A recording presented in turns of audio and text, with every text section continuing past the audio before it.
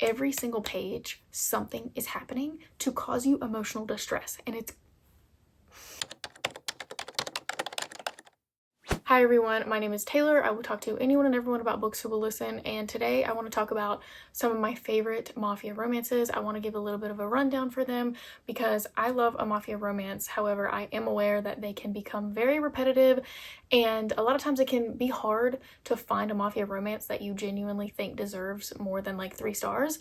And so today I just want to talk about some that are my absolute favorite, and I think that they are worth the read. They're going to stick with you forever. So here are the ones that I think that you should read in no particular order. Also, I feel like it's kind of a given to check the trigger warnings just because a mafia romance typically does kind of hinder on the side of dark romance, so definitely check those. At the beginning of my mafia journey a couple of years ago, I started with the Cora Reilly universe. Now, this universe has stuck with me throughout the years. For the past 3 or 4 years, I think about it nonstop. And honestly, there's nothing better than finding a big series that's just a bunch of interconnected standalones, and you get super attached to the people, and then you have second gen books, so you have books about their children. Now, I can go a little bit more in depth in another video if I need to, but you can look up online, you can look up on Cora Reilly's website. I believe she has a preferred reading order on there. But basically, you have the Born in Blood series, you have the Cora Chronicles, and then you have some standalones here and there, and then you have the Sins of the Father series, which is about their children.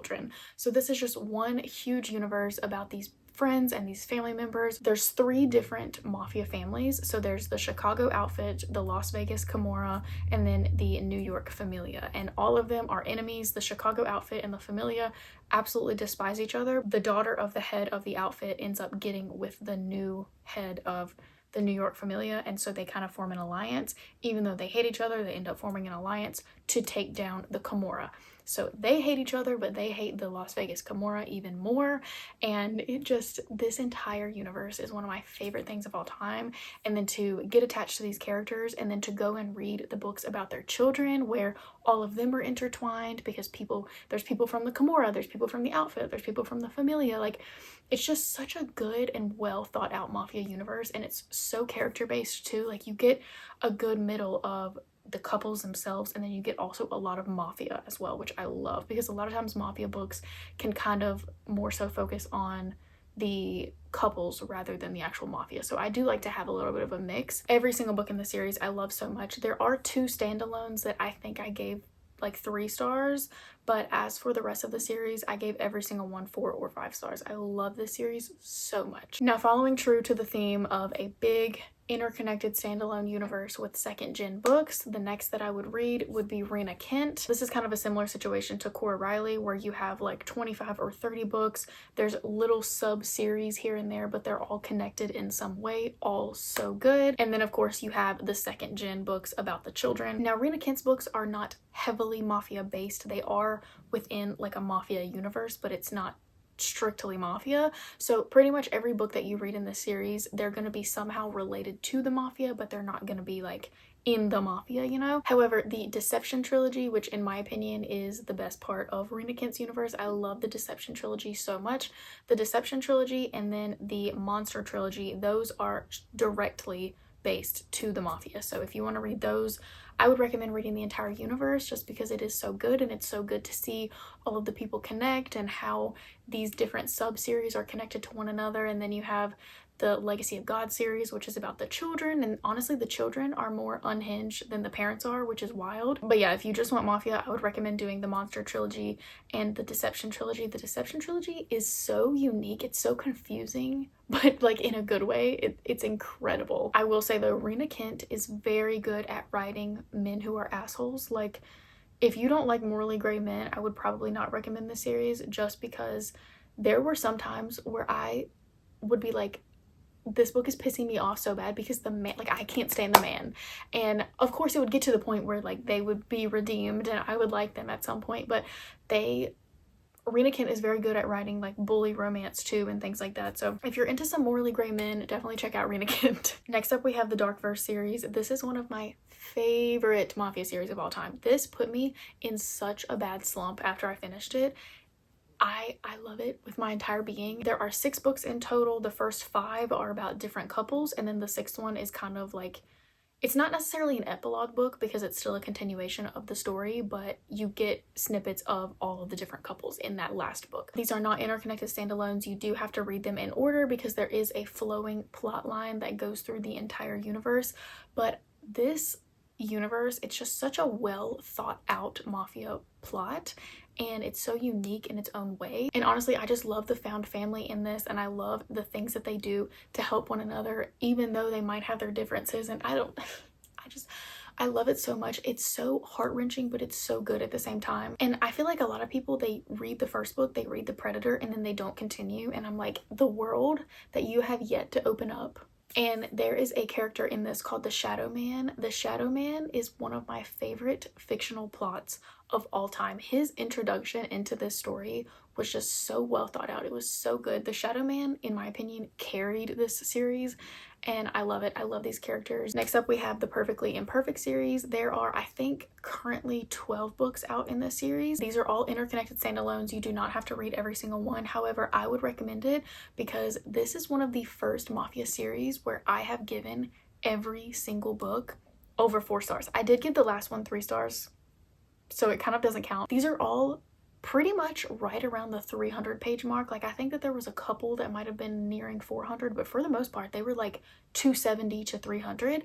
And usually books like that are very insta-lovey, and I am a slow burn girl through and through. I cannot stand insta-love.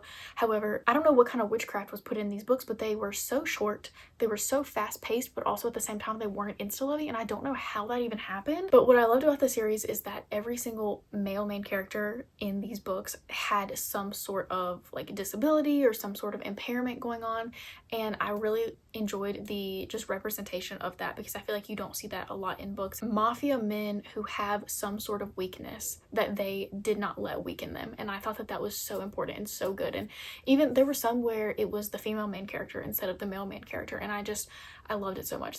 These were incredible. Next up, we have my favorite dark romance of all time. This isn't full-blown mafia, but it's like hindering on, like, it has like mafia themes. The Edge of Darkness trilogy. This, I cannot explain my love for the Edge of Darkness trilogy. I feel like I've talked about it in every single video because I love it so much. This essentially follows Cade and Stacy, and they're like forbidden friends to lovers. The sister doesn't want them to be together, so they keep their relationship a secret. And basically Stacy does something, breaks Cade's heart. Now it is 2 years later. Cade absolutely despises her, but in the 2 years that they have been apart, he has gotten into some mafia ties, and he becomes a much darker version of himself than he was in the beginning. And so you're kind of going back and forth between like when he was normal and when they first got together, what happened to make them break up, everything in between, present day where he hates her. They go through so much. This, I would say, is more so dark romance rather than mafia, but he does get into some mafia ties, and so it is like a little bit of a mafia story. But I just couldn't leave it out of this because the stuff that they go through, the turmoil that you will experience reading this is insane, because it's like every single page something is happening to cause you emotional distress, and you might think, why would you read it then? Why would you recommend it? Because it's worth it. It's worth it. You will be so heartbroken for these characters, but then you'll be so happy for them, and then you'll be so heartbroken again, and then it's just like a constant cycle of, when are we going to be happy? When are these characters going to be happy? When am I going to experience happiness? Never. It is so good. And then there's also a book about his father. It's a prequel series, which that is not even remotely mafia related, but like there's a whole universe within this. But this trilogy in particular is one of my favorite things ever. I cannot recommend it enough. And then finally we have the Sinners Anonymous series. This is a trilogy, but I believe there's going to be one more book coming out. It just hasn't been announced yet. This follows 3 brothers who are in the mafia, and they have this anonymous phone line where people can call in. It's called Sinners Anonymous. They call in and they can confess their sins, and basically they get together at the end of every single month and they listen to all of the phone calls that they've gotten. They pick the worst one, and then they go out and they kill that person. So, normal brotherly activities. But basically she is in a forced marriage with the main guy's uncle, and he's like super old and she hates him. She's in this forced marriage with him, and then she ends up falling in love with her husband's nephew. So, but these are all age gap so good. I cannot wait for the last book to come out, because the last book is going to be about the third brother, because the first book is about one brother, and then the second two books, the second and the third one, are about another brother, and then the fourth one is going to be about the third brother. And I cannot wait to have that one, because one of the brothers is like, he's darker, he's more scary than the rest of them, he doesn't really express his emotions, he's more so just like timid, laid back, like don't fuck with me. That's his story, and I cannot wait to have that one in my hands. I'm so excited for that one. But these are all of my favorite Mafia series. If you have any more that you could recommend, do let me know. If you've read these, let me know what you think about them, because I am always itching for more Mafia. I love it so much.